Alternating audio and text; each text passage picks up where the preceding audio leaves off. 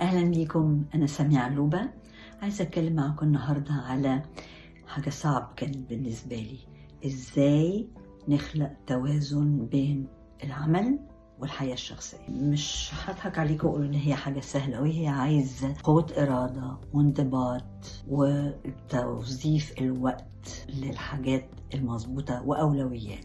أنا بقالي في المجال بتاعي 46 سنة، وطبعا معروف عني إن أنا بشتغل ساعات طويلة جدا. أكيد أسرتي عانت معايا في المشوار بتاعي ده، بس الحمد لله هم كمان كانوا حابين المجال بتاعي وكانوا هم داخلين فيه. يعني مثلا بناتي كنت ابتديت بعلمهم هم باليه وبعدين لياقة، جوزي كان في اللياقة، عملنا أول فيديو مصري بالتمارين الرياضية. الأسرة كانوا لهم في المجال، وكنت كل شوية أنا لما أحس إنه لا أنا حرام أنا بتأخر في الشغل فبأخر البنات، كان ضروري نتعشى دايما مع بعض. بالتالي لما بتأخر في الشغل يبقى البنات كانوا بيتعشوا متأخر، لكن كنا بنقعد كلنا ونتكلم ونشوف كل واحد عايز يحكي إيه، فكنت مودي وقت معاهم بس بأخرهم في النوم. وبعدين أوقات المدرسة كان بيبقى عندهم مناسبات فكان لازم أحضرها. مثلا هقول 90% كنت بحضر المناسبات، لكن 10% كنت بضطر أعتذر لأنه كان بيبقى عندي شغل، فيا إما باباهم يحاول يروح يا إما ما كنتش بروح. فبرضه دي حاجة كانت بتوجعني شوية. كذا مرة في حياتي وقفت حسيت لا أنا عايزة أسيب المجال، عايزة أنسحب لأنه كده كتير. كنت بقعد أتكلم مع عيلتي جوزي وبناتي وكانوا دايما يقولوا لي لا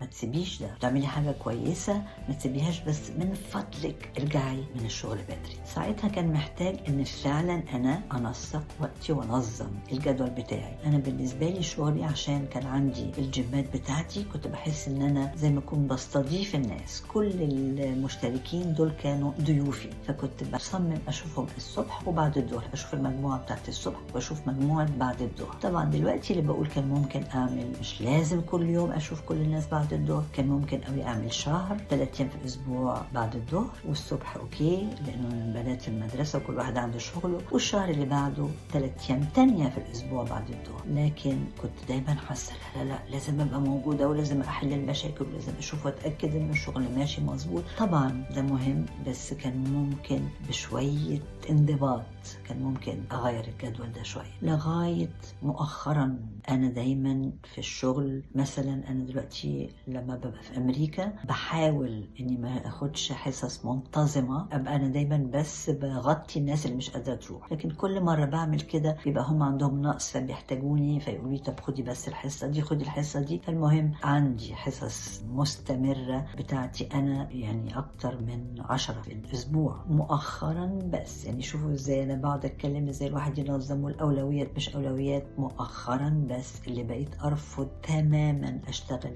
سبت او حد، باخد يومين اجازه، وبقيت ارفض اخد حصص اغطي ناس او اخد حصه ليا انا بعد الظهريات. فعندي حصه واحده بعد الظهر في الاسبوع والباقي الصبح، بس بيبقى الصبح بقى بتاعي يعني شويه مهلك لاني بجري من حصه لحصه، عايزه اشتغل معقول لكن عايزه اخلص على بعد الظهر على الساعه 2 يبقى اخر حاجه. اخيرا قدرت اعمل انضباط ده، فهو عايز بس قوه اراده، انضباط وتوضيب. يبقى ساعتها بضحي بحاجه، بضحي بايه؟ ان انا بصحى بدري جدا، ممكن قوي اخد حصه الساعه 6 الصبح، فساعتها هصحى 4. بس قصاد ده بعد الظهريات فاضيه لجوزي لحاجات تانية عايزه اعملها. سبت وحد هنا هما دول الاجازه، باخدهم اجازه تماما، استريح، اعمل حاجات في البيت كنت عايزه اعملها، عايزه العب بيانو العب بيانو. دي خطوه ايجابيه شايفاها. اللي لسه بحاول اعمله، اللي شايفه انه ده مهم برضو، انه لما بنقول الواحد يعمل توازن بين شغله وحياته الشخصيه، في حاجات برضو انا عايزه اعملها، يعني غير طبعا اللياقه وكل ده بحبه، لكن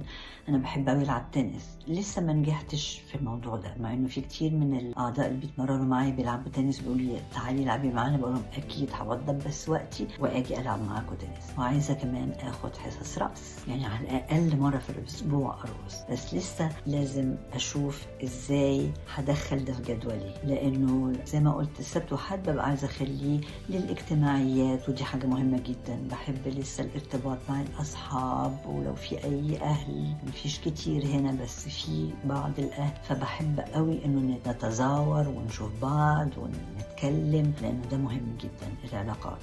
بعمل صحوبيات جديدة مع أمريكان أصحاب البلد، أحب أشوف آرائهم إيه، فدي حاجة بخليها لها وقت.